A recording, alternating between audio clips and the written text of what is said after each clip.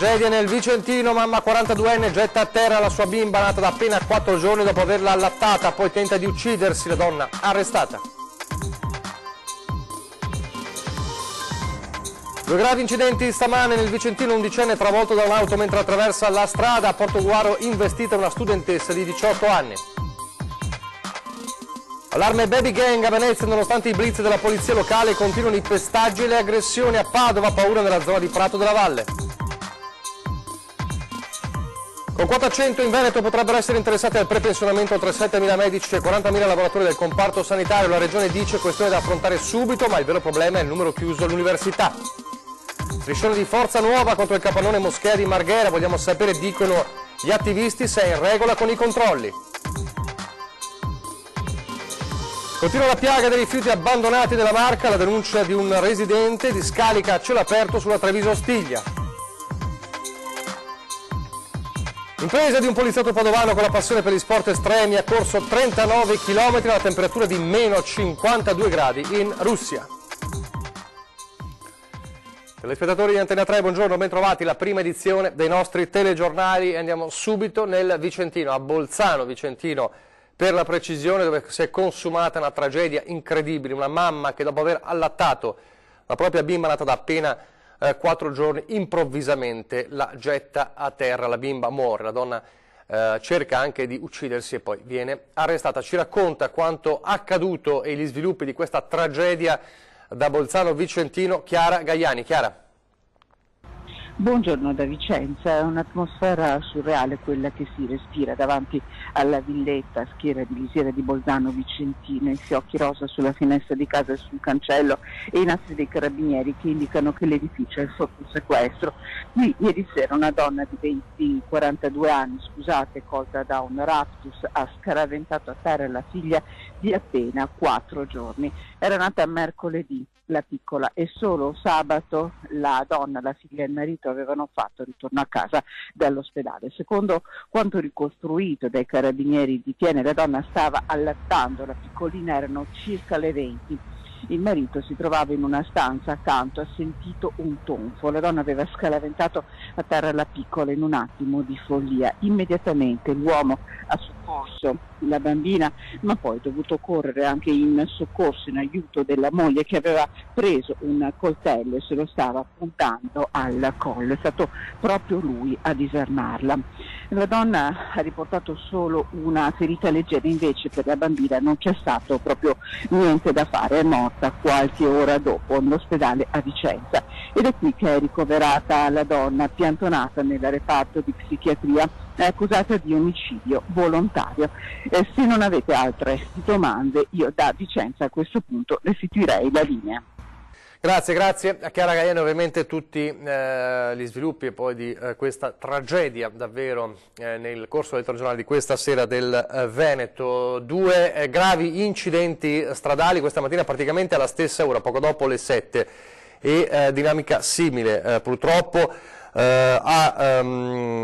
Tiene, siamo nel Vicentino, un 28enne alla guida di una Golf ha superato un'auto che si era fermata per far passare una famiglia che stava attraversando la strada e ha purtroppo centrato un ragazzino di 11 anni investendolo. Il ragazzino è stato portato in ospedale e sottoposto poi in queste ore a una delicata operazione. A Portogruaro invece alla stessa ora una 18enne è stata investita mentre stava camminando verso la fermata dell'autobus che la doveva portare a scuola. Ha rimandato ferite multiple molto gravi ed è trasportata all'ospedale di Messa, dove appunto le sue condizioni sono considerate gravissime. E un altro incidente, questa volta però sugli sci a Piancavallo, un bimbo trevigiano di 9 anni, anche in questo caso gravi le condizioni.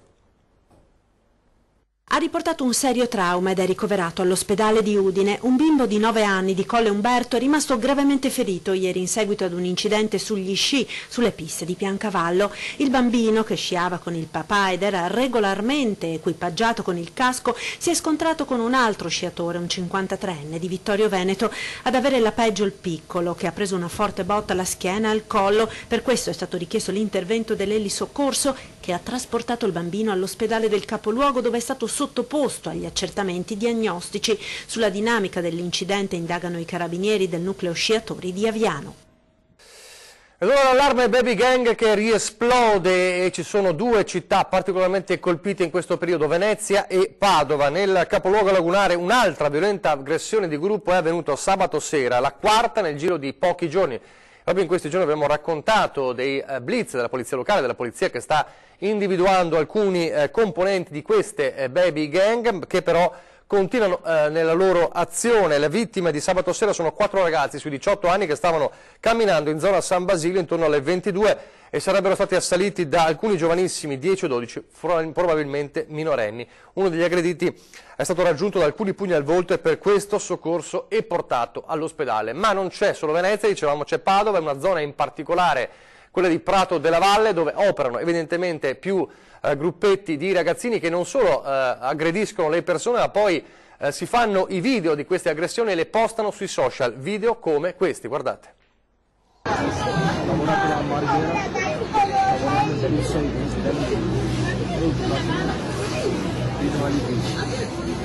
dopo io vado lavorato una volta, 2 volte, 3 volte, 3 mesi, 4 mesi,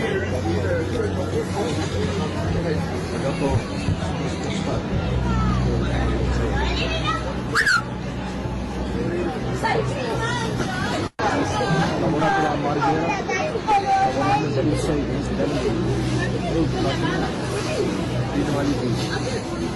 dopo io vado lavorato una volta, 2 volte,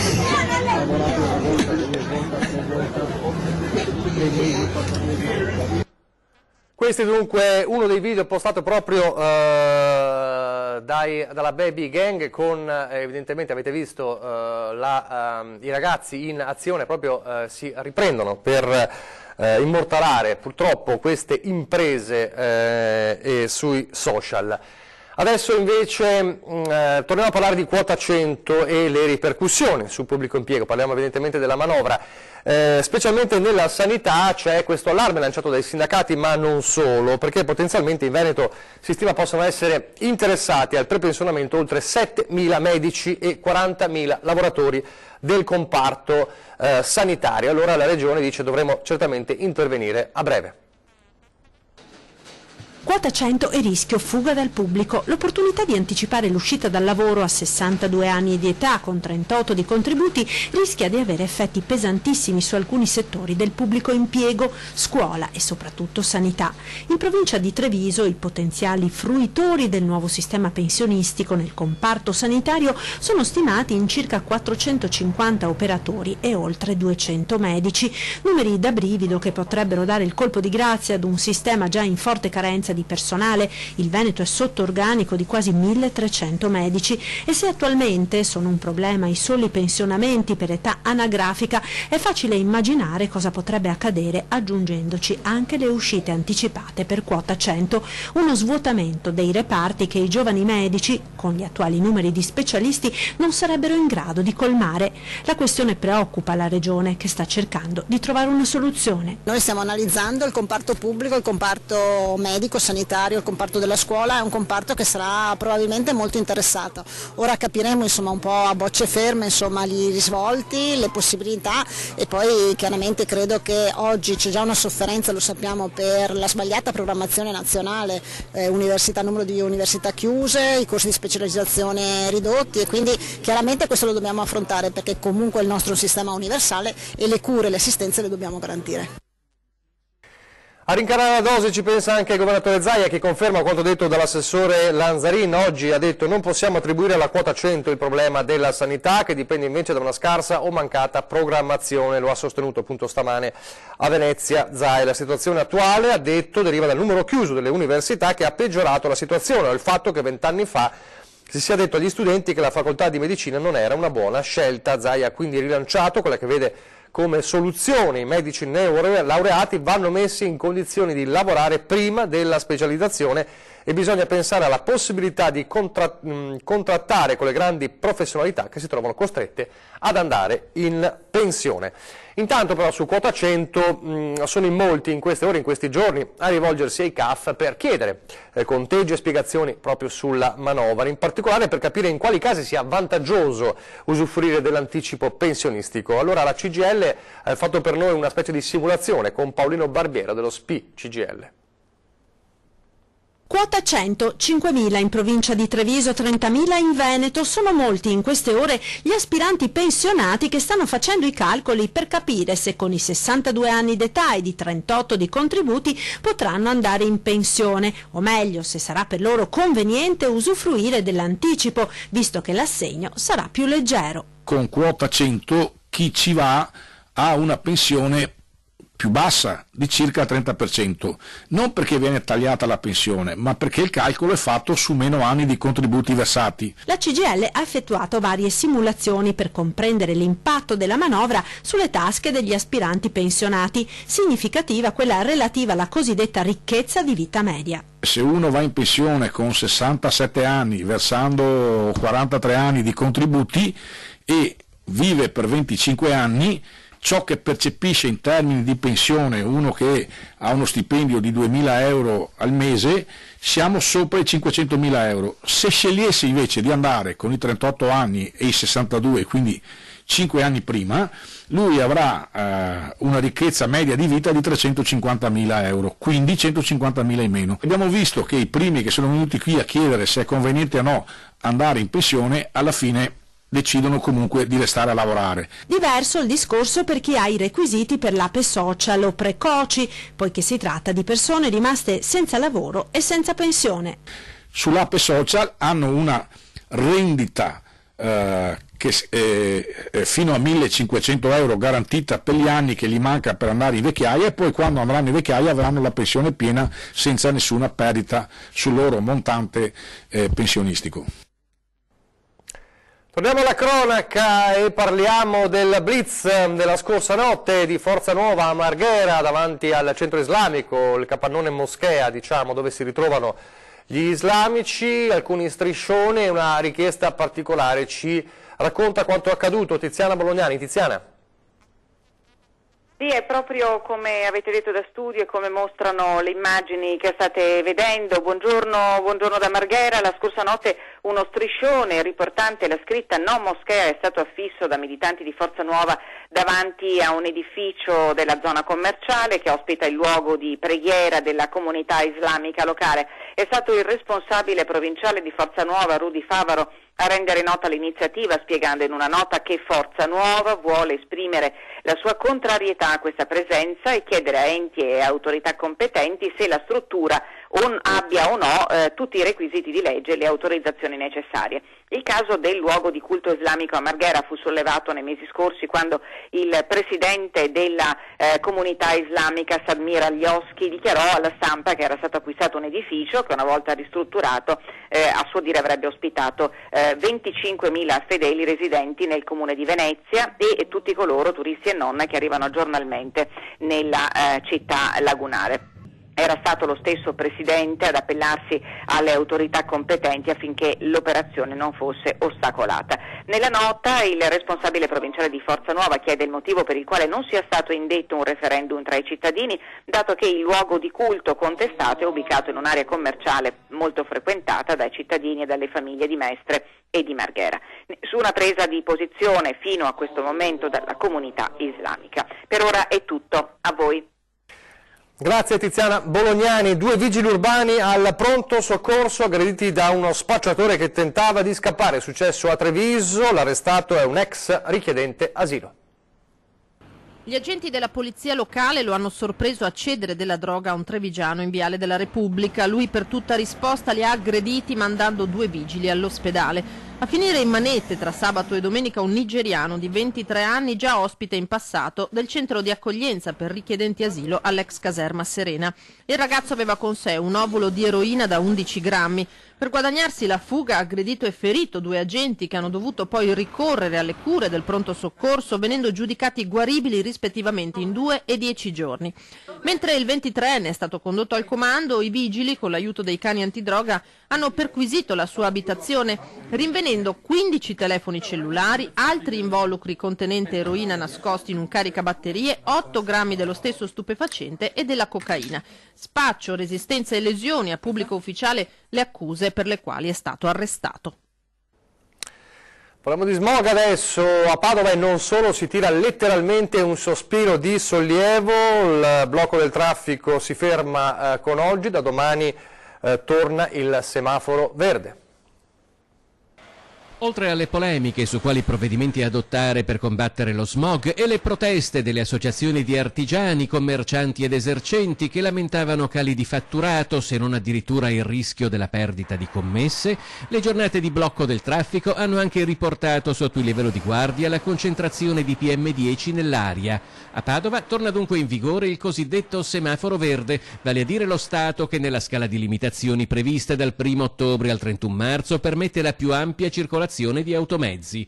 Dopo quasi 2 settimane ininterrotte di sforamenti del limite di smog stabilito per legge e soprattutto i 10 consecutivi che avevano fatto calare la mannaia del semaforo rosso, i 3 giorni con polveri sottili sotto la soglia dei 50 microgrammi per metro cubo d'aria registrati dalle centraline dell'ARPAV riportano alla normalità la circolazione stradale. Con il semaforo verde comunque non possono circolare veicoli privati e commerciali a benzina Euro 0 ed Euro 1. E per quello che riguarda il diesel, Euro 0, 1, 2 e 3, oltre a motoveicoli e ciclomotori a 2 tempi immatricolati prima del 1 gennaio 2000.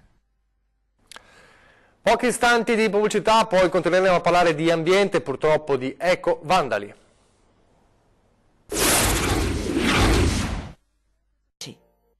Rieccoci in studio in diretta alla prima edizione del nostro telegiornale. Dunque purtroppo continua la piaga degli eco-vandali che gettano i rifiuti anche in zone dal valore naturalistico. Guardate cosa accade a Treviso. Siamo lungo l'ultimo miglio della Treviso Stiglia tra natura, polveri sorgive, alberi e che cosa? E rifiuti in abbondanza, di ogni genere, di ogni colore, perché come è giusto il verde si vede un po' troppo monotono, bisogna colorarlo con qualsiasi tipo di immondizia. Questi cuscini di divano gettati sotto la scarpata, ad esempio, conferiscono un bel tocco di rosso al paesaggio, ma basta fare una passeggiata lungo l'ultimo miglio della Treviso Stiglia, a 2 passi dal quartiere di San Giuseppe, per notare diversi intrusi del genere. Bottiglie e lattine, sacchetti, vecchi pali in legno abbandonati sul ciglio, maglioni e brandelli di vestiti, ventilatori, piccoli elettrodomestici e biciclette rotte.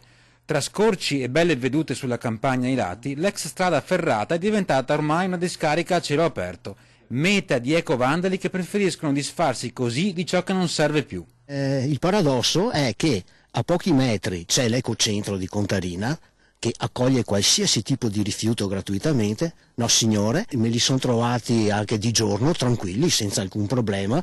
Cosa state facendo? A lei cosa interessa? Ecco, benissimo, e buttano di tutto. E in effetti più avanti, dove il cantiere per il completamento della Treviso Stiglia procede a rilento, il paradosso prende forma. A pochi metri dall'ecocentro di Contarina troviamo altri rifiuti abbandonati, un'altra bici e molti sacchi di spazzatura, alcuni contenenti foglie e ramaglie, che sarebbe bastato un attimo a portare nell'apposito contenitore oltre la recinzione. Il tutto in barba ad una videosorveglianza che evidentemente non basta. Spettacolo triste e non nuovo purtroppo. Chi vive qui, zona che con il completamento della ciclopedonale dovrebbe diventare meta di turismo lento, lancia l'invito ad inasprire le sanzioni. Deve passare il messaggio che se io verso i miei rifiuti non dove devo versarli, vengo stancato, ma non con i 100 euro, i 1000 euro, ancora di più. Hanno avuto qualche giorno per abituarsi all'idea dopo l'annuncio del Ministero della Pubblica Istruzione, ma proprio non gradiscono, non va giù la nuova maturità agli studenti. Anche i nostri professori ci dicono che sono una terna all'otto perché alla fine ti può uscire qualsiasi cosa. È inammissibile che vengano avvisati gli studenti così tardi. Ti ritrovi comunque ad essere un po' spaesato. È ufficiale, l'esame di maturità cambia di nuovo. Gli studenti che dovranno affrontare l'esame avranno l'incubo della doppia materia in seconda prova. Matematica e fisica allo scientifico, greco e latino al classico, al linguistico la terza lingua straniera. Le critiche degli studenti, preoccupati a pochi mesi di distanza dall'esame, non mancano. Beh, diciamo che non sono assolutamente contenta perché comunque facendo il linguistico e studiando russo è uscita la terza lingua. Noi avremmo dovuto necessitare informazioni già dall'anno precedente, quando ci sono arrivate adesso. Per molti studenti la doppia materia in seconda prova confonde gli esaminandi e ne limita la preparazione. Nell'orale, inoltre, il candidato dovrà pescare una tra 3 buste con degli spunti da cui iniziare il colloquio, di fatto eliminando la tesina, unico momento di libera espressione e allenamento alla ricerca. C'è stata annullata, adesso dobbiamo appunto decidere tramite 3 buste da che argomento partire. Anche questo è abbastanza improvvisato perché non sai da dove, cioè non hai la possibilità di prepararti niente.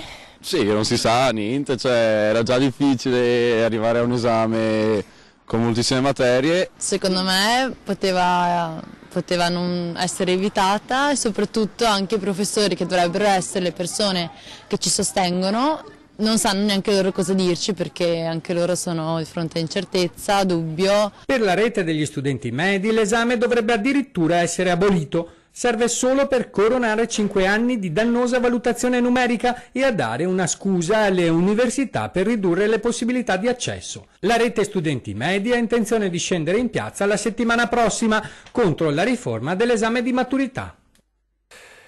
E adesso l'impresa del poliziotto padovano, atleta ovviamente anche Paolo Venturini, che è riuscito nell'impresa di correre 39 km a meno 52 gradi. 39 chilometri a meno 52 gradi. E questa è la nuova impresa di Paolo Venturini, padovano, atleta delle Fiamme Oro e sovrintendente della Polizia di Stato. Venturini, che si allena alle pendici dei Colli Euganei, è riuscito nell'impresa di correre da Tomtor a Oymyakon, considerato il luogo abitato più freddo del mondo, in meno di 4 ore. L'atleta è stato accompagnato da 2 medici del Dipartimento di Medicina dello Sport dell'Università di Padova, oltre al coinvolgimento di esperti in medicina del freddo dell'Università di Yakutsk. Complimenti dunque a questo podista estremo. Siamo in chiusura, vi ricordo alle ore 13 fra pochissimo per parlare di relazione famiglia-figli e di come questo influisca sulla vita individuale. In studio con noi ci sarà il dottor Michele Canil, neurologo e psicoterapeuta, quindi potete fare le vostre domande sulla pagina Facebook di Antenne 3 o telefonare allo 049 490 6054, problemi genitori, figli soprattutto.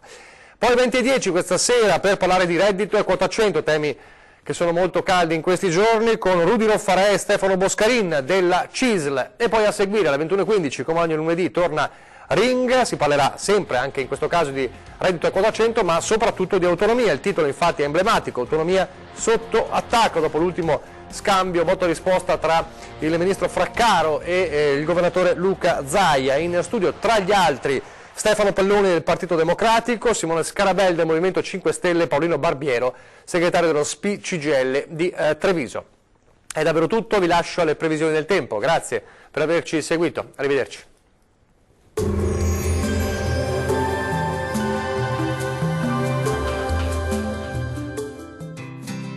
L'Unic Star, le uniche pagliette antibatteriche in commercio, prodotte anche per i marchi più importanti, sia nazionali che internazionali.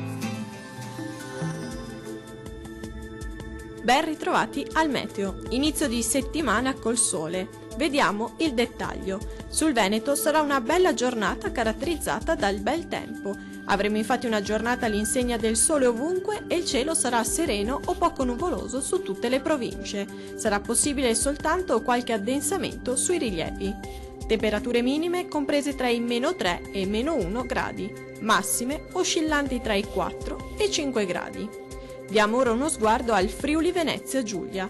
Tempo in prevalenza buono anche sulla nostra regione. Sarà ampiamente soleggiato su tutti i settori e il cielo si presenterà poco nuvoloso salvo per innocui addensamenti sulle coste.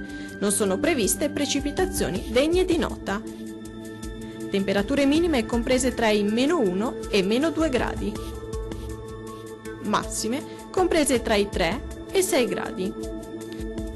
Vediamo infine la situazione del Trentino Alto Adige. Bel tempo sulla nostra regione, dove a prevalere sarà il sole. Il cielo si presenterà poco nuvoloso su tutti i settori. Sui confini alpini saranno possibili locali nevicate a bassa quota. Temperature minime tra i 0 e 6 gradi. Massime oscillanti tra i 10 e 11 gradi. Dal Meteo di Antenna 3 è tutto, arrivederci.